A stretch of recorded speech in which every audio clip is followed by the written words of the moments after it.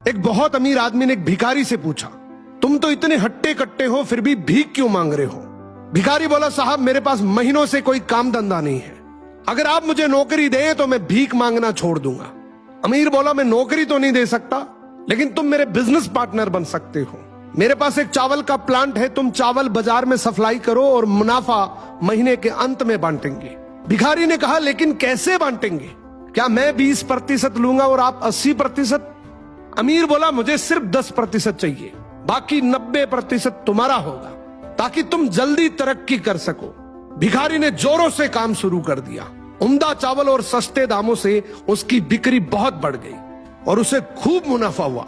लेकिन जब मुनाफा बांटने का समय आया तो भिखारी ने सोचा, सारी मेहनत तो मैंने की है, तो अब अमीर आदमी को 10% क्यों दूं।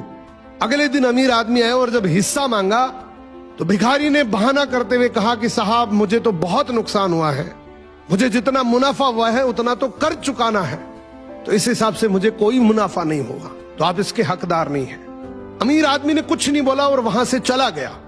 भिखारी बड़ा खुश हुआ, सोचा सारा प्रॉफिट मेरा हो गया। अब भिखारी उन पैसे से रोज मौज करे। ऐसे करते करते उसके पास से सारे पैसे खत्म हो गए।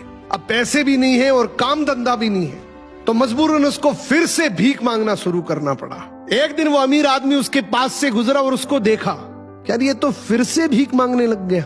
अमीर आदमी ने एक बहुत अच्छी बात बोली कि इस दुनिया में गरीब और अमीर आदमी जो होता है ना, उसमें सबसे बड़ा डिफरेंस होता है उसकी सोच का। एक रिच माइंडसेट हमेशा ये सोचता है कि मुझे भी प्रॉफिट हो जाए और मेरे साथ जो काम कर रहे हैं उनको भी प्रॉफिट हो जाए, लेकिन एक पुअर माइंडसेट हमेशा ये सोचता है कि जो भी प्रॉफिट हो सिर्फ मुझे ही हो।